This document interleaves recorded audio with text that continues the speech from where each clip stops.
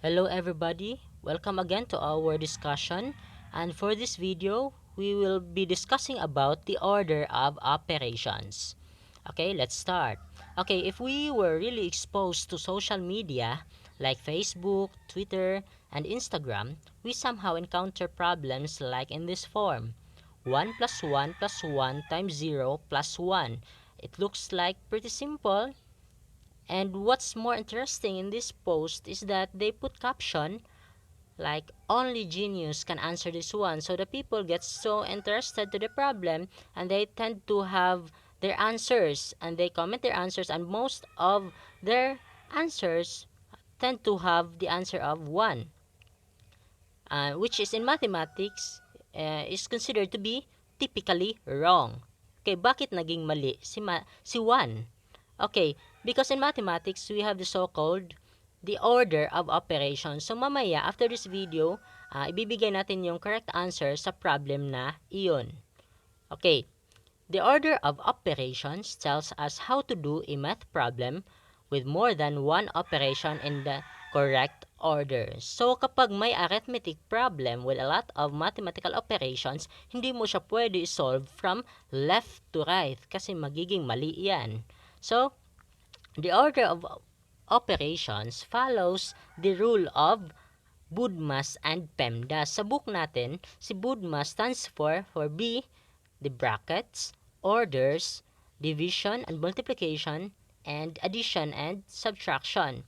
And it's just the same as having PEMDAS. Ano yung PEMDAS? Ito yung parentheses, exponents, multiplication and division, addition and subtraction.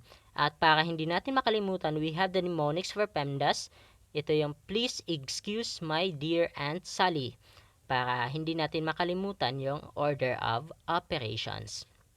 Okay, ano nga ba itong PEMDAS? So we will have P as parentheses, exponents, multiplication and division, addition and subtraction. So anong ibig sabihin nito, sir? Ito.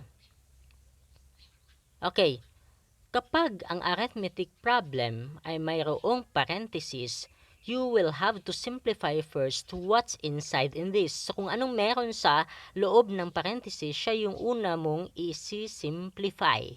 Okay, next one. We have exponents. After ng parentheses, kapag wala na yung mga parentheses, ang hahanapin mo ulit ay kung sino yung may exponent sa expression. Okay, next one. After ng exponent, eto, maraming nagkakamali dito. Yung multiplication and division. Bakit mo pinag-isa, sir? Okay, hindi ibig sabihin na nauna si multiplication sa PEMDAS. Halimbawa, yung PEMDAS, di ba, nauna si M kaysa kay D. Pero, sa mathematics class, hindi ibig sabihin na nauna yung M, siya yung una mo isi-simplify. No. Because multiplication and division are of the same weight. Bakit nga ba, sir? Okay, because they are just inverse operations. Okay, let's take this one as an example. Yung 4 times 3, di ba 12 yon? Pero kapag kinuha mo si 12, i-divide mo kay 3, makukuha mo si 4. Kumbaga, inverse operations lang sila. So, in mathematics, they are just of the same importance. Ngayon, sa problem, or kung may arithmetic problem, magdedepende na lang yun kung sinong nauna from left to right at siya yung una mong isimplify. For example, pag nauna sa division kaysa kay multiplication from left to right, so siya yung una mong isisimplify. Okay, nakuha. Next one, we also have addition and subtraction. Again, sa mathematics, they are just of the same weight or of the same importance. Kung sino rin yung nauna from left to right, siya yung una mong isi-simplify. Okay, let's try some problems or arithmetic problems. Apply natin yung PEMDAS. Ito, for example, 3 plus 2 raised to 3 minus the quantity 9 plus 1. Diba kung makikita natin, mayroon tayong addition, mayroon tayong subtraction, we also have exponents. Pero meron din tayong parentheses. So again, sa PEMDAS nauna yung parentheses. So, sa problem, may parentheses at sa loob niyan, merong 9 plus 1. So, siya yung una nating isi-simplify. So, we have 3 plus Okay? We have 3 plus 2 raised to 3 minus 10. Bakit 10, sir? Kasi uunahin natin yung nasa parenthesis sa loob. Ngayon, after this one, wala na yung parenthesis. Pero meron tayong addition, meron tayong exponent, meron tayong subtraction. Ngayon, wala na yung parenthesis, so maghahanap ngayon tayo ng exponents.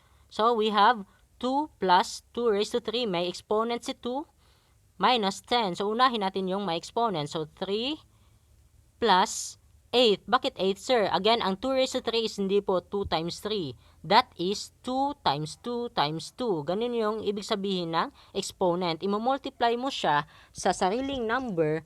Kung ilan yung naka-raise, yun din yung dami ng number na imo-multiply mo sa base niya. Okay, so we have 8 minus 10. Ngayon, meron na lang tayong addition and subtraction. Again, they are of the same importance. Kung sino yung nauna from left to right, siya yung uunahin mong i-simplify. So, we have 3 plus 8, which is 11 minus 10. So, the correct answer for this problem is just 1. Okay? Okay, next problem tayo.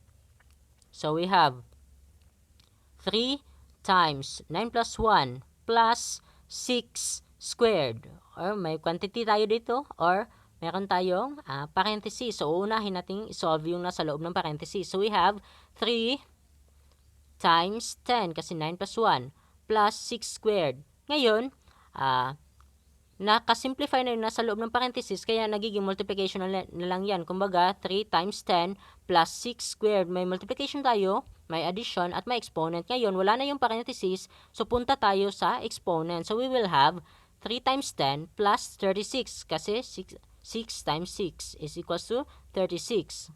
Again, inuna natin yung exponent kaysa kay multiplication. Okay, next one, may addition tayo at may multiplication. So, sa PEMDAS, nauna yung MD kaysa AS.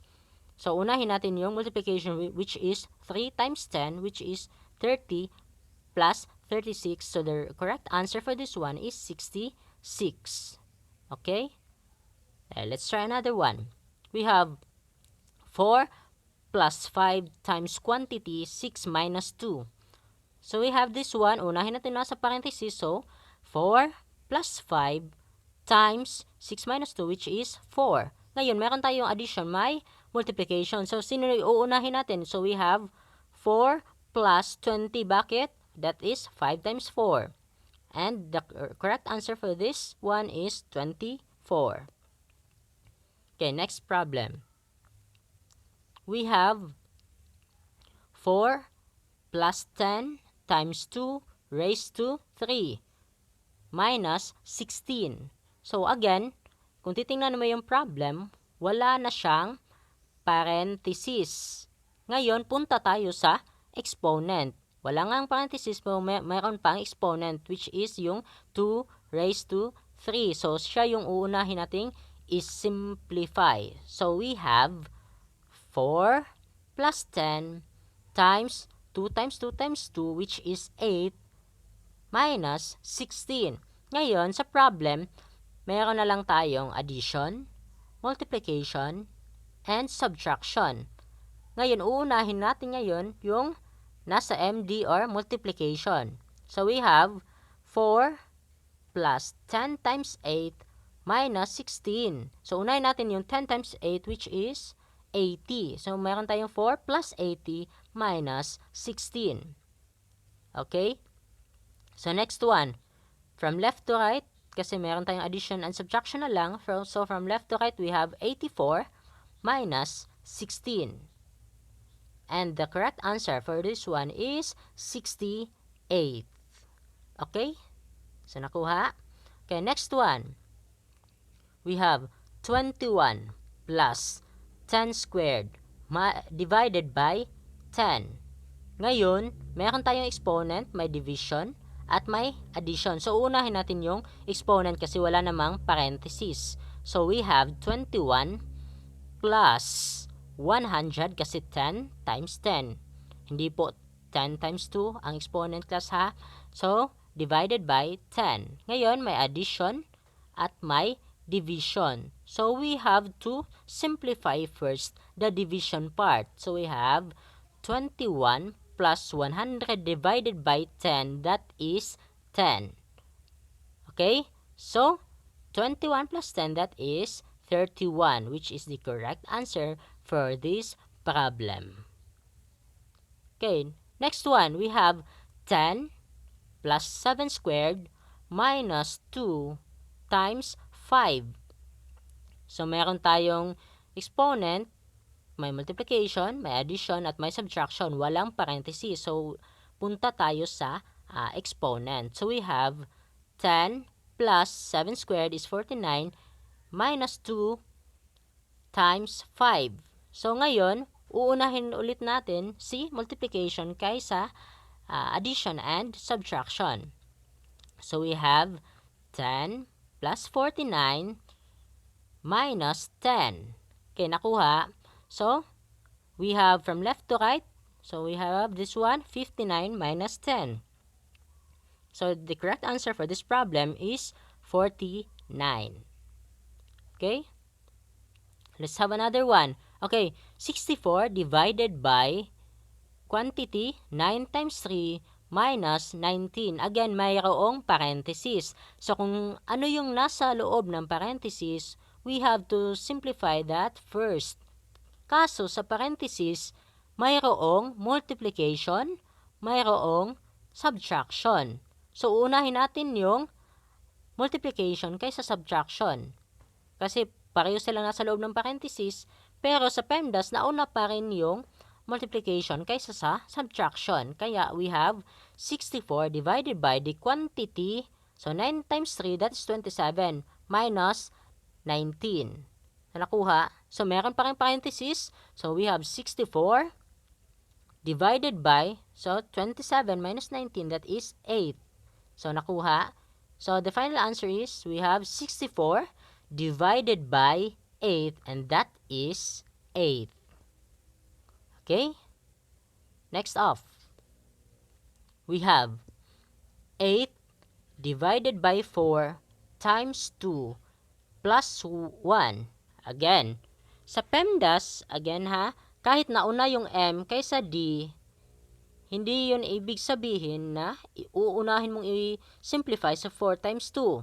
Kasi, uulitin natin na si multiplication and division are of the same weight. So, kung sino yung nauna from left to right.